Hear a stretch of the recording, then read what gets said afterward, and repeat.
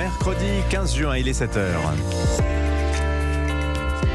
La guerre en Ukraine, en effet, sème partout le désordre. Rien ne serait pire que d'ajouter un désordre français au désordre mondial. Dimanche, aucune voix ne doit manquer à la République. L'appel à la mobilisation générale d'Emmanuel Macron hier au pied de la 330 qui devait l'emmener en Roumanie. À 4 jours du second tour des législatives, le chef de l'État place les Français face à un choix, moi ou le chaos.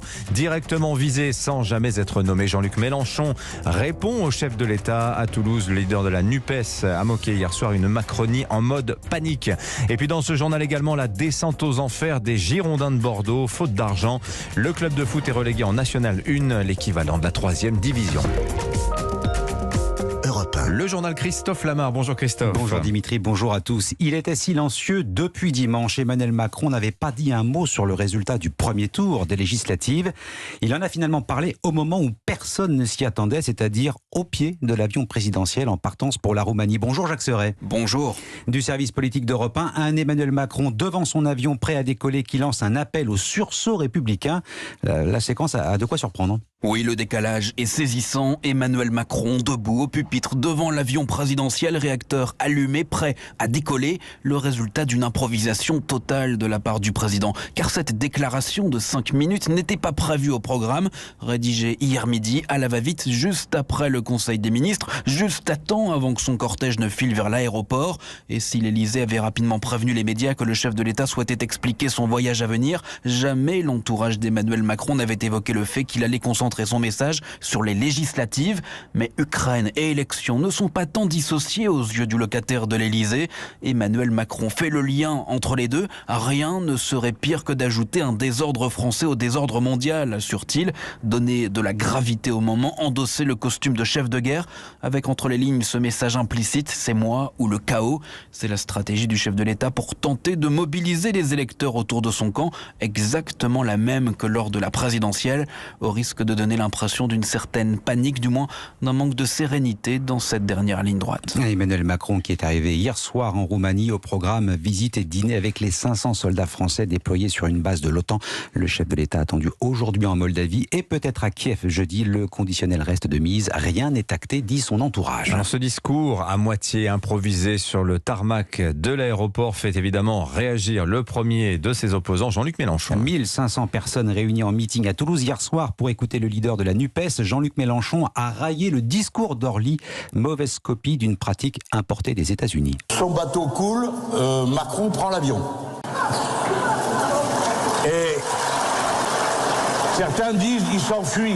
C'est pas vrai. Moi je crois pas. En réalité, il nous méprise. Avant de partir, il nous a fait un sketch sur le tarmac. Alors ça n'existe pas, ça d'habitude dans la tradition française, il faut donc un peu décrypter.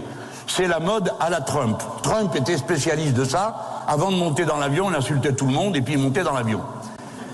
Et Trump était son copain. Je veux juste espérer que le président français n'aille pas prendre toutes les mauvaises habitudes de M. Trump, notamment face à un mauvais résultat électoral. Jean-Luc Mélenchon hier soir à Toulouse, propos recueillis par Alexis de La Fontaine. Il est 7h04 sur Europe 1, c'est un site bien connu dans le milieu de la pornographie amateur. Jackie et Michel, son propriétaire et 4 autres personnes sont en garde à vue ce matin. Et cela fait quelques années que ce site est dans le collimateur des policiers. Pour ses détracteurs, Jackie et Michel illustrent les dérives d'un monde qui ne connaît aucune règle.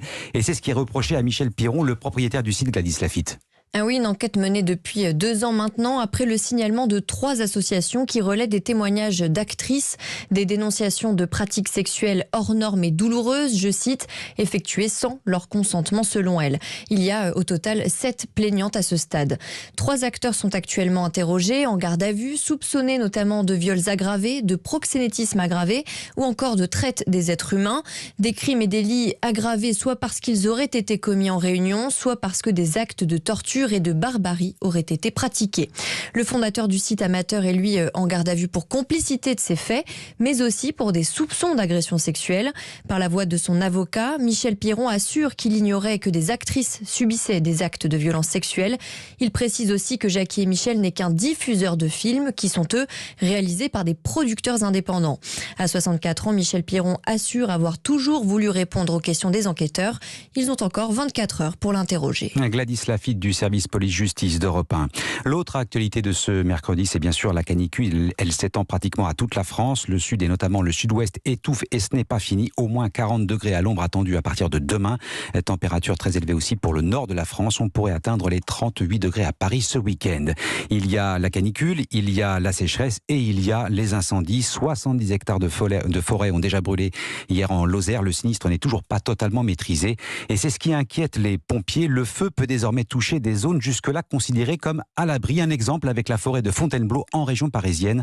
Johan Tritz a accompagné une équipe de sapeurs-pompiers en mission de surveillance. Reportage. Il est tout gris, tout noir, il n'y a pas de vert du tout. C'est une petite allumette sur pied, quoi. Quand il voit du bois mort, c'est un synonyme de danger pour le lieutenant-colonel Olivier Contat. Et il y a des secteurs où c'est pas qu'un, c'est plusieurs qui sont de proche en proche comme ça. Et ça fait beaucoup de combustible au sol. Le pompier de 51 ans inspecte quotidiennement la forêt de Fontainebleau au sol asséché par des jours sans pluie. En plus là, on est vraiment sur une interface. Vous voyez, il y a du feuillu et du conifère qui sont mélangés. C'est assez typique de la forêt de Fontainebleau. C'est du végétal qui est bien sec. Et puis, au bout d'un peu de marche, il arrive sur le lieu d'un incendie récent. Là, il a brûlé un peu plus d'1 hectare. Des incidents comme celui-ci se multiplient à Fontainebleau. On n'est pas sur le niveau des feux de forêt de l'arc méditerranéen parce qu'on n'a pas notamment les conditions de vent aussi importantes que dans le sud, mais on commence à avoir des feux qui sont de plus en plus développés qu'on ne voyait pas en région parisienne auparavant. Et cet épisode caniculaire inquiète le responsable du centre incendie. Ce qui interroge tout le monde, c'est qu'on est tôt dans la saison en fait. Quand on va commencer à aller au-delà de 2 jours, en fait, la végétation va vraiment le subir et tous les petits végétaux au sol vont être de plus en plus secs et donc du coup de plus en plus facilement inflammables. Chaque année, plus de 60 départs de feu sont à déplorer dans la région. Et sur le site europe1.fr, vous pouvez consulter la carte des feux de forêt actualisée en temps réel. Et c'est à retrouver sur votre appli Europe 1 également. On passe au football, mais où donc s'arrêtera la dégringolade des Girondins de Bordeaux. Déjà relégués en Ligue 2 à l'issue du championnat, le club vient d'être rétrogradé en National 1, c'est l'équivalent de la 3e division. Oui, sauf que cette fois, c'est une relégation administrative et non pas sportive. Pour plus un sou en caisse, la DNCG, le gendarme du football français, remet Bordeaux dans l'ascenseur et l'envoie donc un étage plus bas.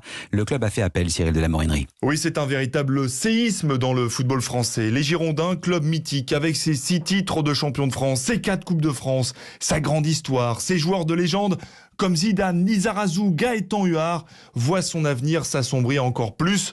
Bordeaux en 3e division, c'est une catastrophe, s'indigne Alain Giresse, autre ancien joueur emblématique du club au scapulaire. Il y a eu toute une organisation de destruction de ce club-là, depuis la reprise des Américains jusqu'à maintenant, c'est impressionnant, quoi.